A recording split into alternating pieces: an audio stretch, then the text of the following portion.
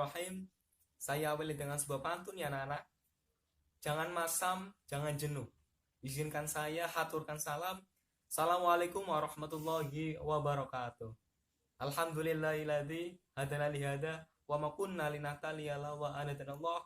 Asyhadu an la ilaha illallah wahdahu la syarikalah wa asyhadu anna Muhammadan abduhu wa rasuluh alladzi la nabiyya wa rasul ba'da.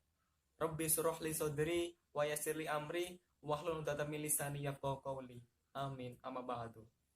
Alhamdulillah, pada kesempatan kali ini kita semua masih diberi kesehatan, keselamatan, senantiasa semangat juang yang tinggi dalam menuntut ilmu. Anak-anakku sekalian, silakan bisa presensi di link yang tertera di layar. Kemudian sambil memperhatikan adab dalam menuntut ilmu, dari niat sampai mengingat ilmu dengan menuliskannya. Seperti itu. Adapun KD, tujuan pembelajaran dan cakupan materi yang akan dibahas, yaitu KD-nya 3.11 mengenai menganalisis struktur, isi, dan kaidah kebahasaan teks negosiasi. Kemudian cakupan materinya ada isi, struktur, dan kaidah kebahasaannya. Tujuan pembelajarannya adalah melalui pembelajaran blended learning, peserta didik diharapkan mampu memahami isi, struktur, dan kaidah kebahasaan teks negosiasi. Pada kesempatan kali ini, perkenankan saya, Fendi Setiawan, yang akan menjelaskan materi mengenai teks negosiasi. Pernahkah kalian bernegosiasi? Jika belum pernah, mungkin selama ini kalian salah kaprah dalam mengartikan negosiasi. Kalian mungkin mengira negosiasi adalah suatu kesepakatan yang besar dan kompleks. Misalnya saja negosiasi antar perusahaan, negosiasi antar negara, negosiasi antar pemerintah, dan lain sebagainya. Namun negosiasi bukanlah terbatas hanya itu saja, anak-anak.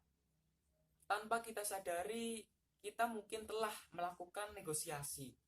Misalnya, negosiasi kepada guru ketika negosiasi tugas, pengumpulan tugas. Negosiasi di pasar ketika jual beli. Itulah contoh-contoh kecil yang tanpa kita sadari, kita telah melakukan negosiasi. Hal yang paling menonjol dari kegiatan negosiasi adalah proses tawar-menawar. Itulah pengantar dari saya. Mari kita fokus ke materi sesungguhnya. Berikut peta konsep atau rangkaian yang kita akan bahas pada kesempatan kali ini. Yang pertama yaitu mengenai pengertian negosiasi dan teks negosiasi. Yang kedua, tujuan utama negosiasi. Yang ketiga adalah struktur teks negosiasi. Yang keempat adalah faktor keberhasilan negosiasi. Yang kelima adalah contoh negosiasi. Itulah tadi rangkaian atau pembahasan yang akan kita ulas pada kesempatan kali ini. Untuk itu, mari kita kupas satu persatu demi memudahkan dalam pemahaman materi. Mari. Yang pertama, pengertian negosiasi. Negosiasi adalah proses tawar-menawar dengan jalan berunding untuk mencapai kesepakatan bersama antara satu pihak dengan pihak yang lainnya.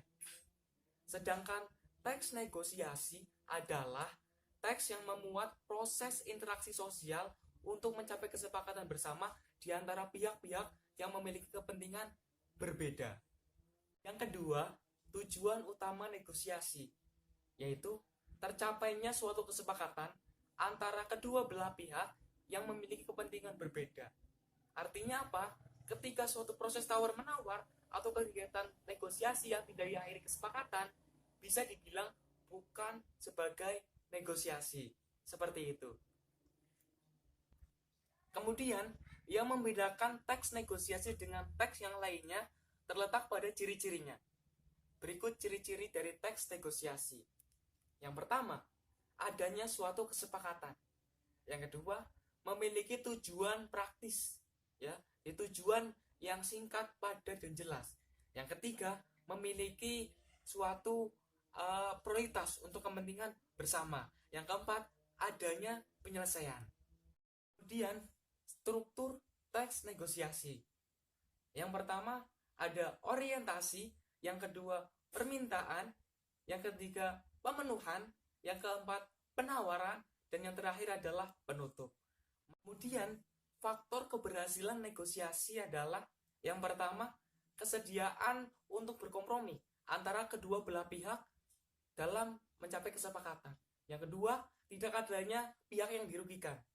Artinya apa? Kedua belah pihak sama-sama diuntungkan.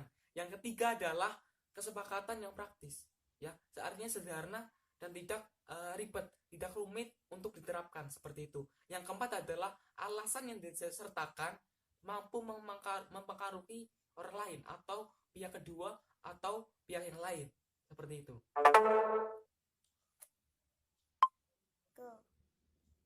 Kemudian berikut kita tampilkan contoh proses negosiasi ketika di pasar.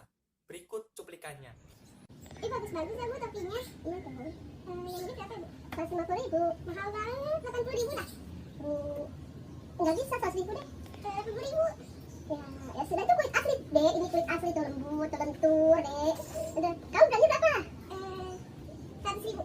100.000. Ya udah deh, nggak apa. Kulit asli ini loh.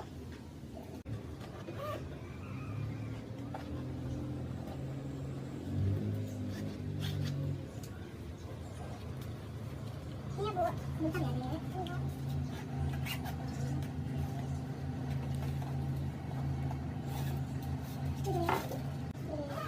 Terima kasih ya, selamat datang kembali. Itulah tadi cuplikan contoh teks proses negosiasi yang ada di pasar. Mudah-mudahan dapat meningkatkan pemahaman kita dalam memahami teks negosiasi. Kemudian silakan kerjakan tugas terstruktur berikut sesuai dengan penjelasan yang saya sampaikan tadi. Jangan lupa tugas dikerjakan, pekan depan kita presentasikan. Itulah tadi seluruh rangkaian pembahasan kita pada kesempatan kali ini. Maka dari itu telah selesailah seluruh rangkaian pembahasan pada kesempatan kali ini. Ya, saya Fendi Setiawan, mohon maaf atas segala kekurangan dan kesalahan. Saya akhiri, fusikum wa nasfi bitaqwallah. Wassalamualaikum warahmatullahi wabarakatuh.